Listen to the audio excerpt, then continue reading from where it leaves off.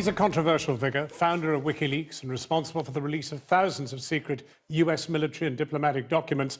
But Julian Assange is facing extradition attempts by Swedish authorities on an allegation of rape and has spent the last 3 years locked behind the walls of the Ecuadorian embassy in London, diplomatically shielded. He's now published a new book, The WikiLeaks Files, which he hopes will continue to pose hard questions, especially for the US government. The WikiLeaks story exploded in 2010 when Julian Assange oversaw the leaking of a huge cache of classified US government material, some of which proved embarrassing to the American administration. It included footage of Reuters journalists being killed by a US helicopter gunship. We got an RPG. All right, we got a guy with an RPG. It was alleged the material had come from a US Army private, Bradley, now Chelsea, Manning, who was subsequently jailed for 35 years for the leak of 750,000 documents. When payment companies such as Visa, MasterCard and PayPal cut off WikiLeaks' money supply, the anonymous hacking group stepped in, flooding those companies' computers with traffic and forcing them temporarily offline. Meanwhile, Swedish prosecutors began investigating Assange for 4 alleged sexual offences. Fearing extradition to Sweden would see him end up in the US, the WikiLeaks founder fled to refuge in the Ecuadorian embassy, where he's now spent 3 years. 3 of the allegations have now expired, but it'll be 5 years before the main allegation of rape lapses, leading many to ask, how long can Julian Assange stay in the Ecuadorian embassy? Julian Assange, we're sitting next to a window through which, if you stepped through it, you'd be arrested, deported to Sweden to face rape allegations. Why don't you just do what it takes to clear your name, given the importance of what this book is about? Well, I'm glad you bring up that question because there's a lot of misinformation in the media. In fact, the situation here is that I have been given political asylum in response to a political asylum application, which all Europeans have the right to make. That political asylum application is in relation to a very serious, ongoing, pending criminal prosecution in the United States for the contents of this book. In relation to Sweden, I haven't been charged. I have already been previously cleared in that case.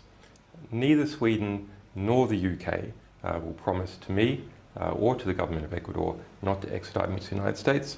The UK says it will arrest me anyway, even if the Swedish case dissipates.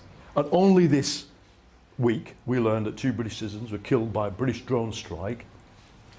If you had the docs, the intel on that drone strike right now, would it be in the public interest to release it in the way you released WikiLeaks? Absolutely. You would? So it would make future drone strikes impossible? We'd have to see the actual material, but... If it falls into your lap now on a CD, what do you do with it? Well, we get together, a bunch of experts and publishers, we do what we normally do and publish it. Redacting what? Well, our policy is we will occasionally redact material for human rights grounds, but only for a limited period of time. This is a very clear policy and we've fulfilled it. It might be clear, but why? You look at Snowden and the Snowden intelligence. This program, the program we work for, has used and seen Snowden intelligence, which we've always used in an incredibly redacted and, I would argue, responsible way. Why don't you do that? Well, it's a question about responsible to whom.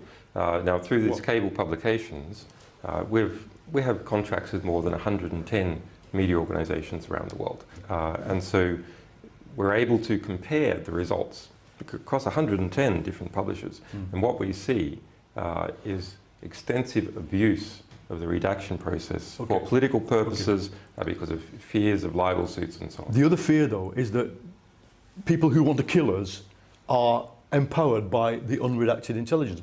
Isn't the argument surely? No. Well, look at you came into here before speaking, ISIS before the Islamic State existed. Well, where did the Islamic State come from? Do you believe America created it?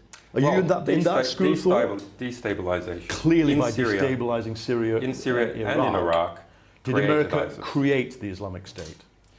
American destabilization, together with the destabilization provided by Europe in Syria and in Libya, together with the destabilization provided by US allies, Saudi, Qatar and Turkey, is what has created the Islamic State. And it is what continues to propel at the Islamic State. And surely, you know, everybody who's a Democrat has to choose which side of that conflict they're on. Can I ask you, which side of the conflict do you stand on when the Islamic State murders a gay man for being gay? Well, we wouldn't have an Islamic State if we had proper understanding of how foreign policy works in practice. Was it worth putting a US private into solitary confinement and detention for 35 years, even for what you think you achieved?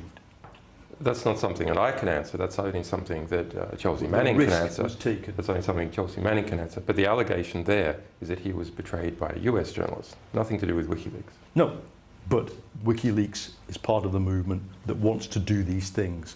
Is it worth it, given the human cost to you, to her, to Snowden? That's not really, I don't think that's really a question. Human beings and civilization can only be as good as its understanding of the reality that it has to make decisions about.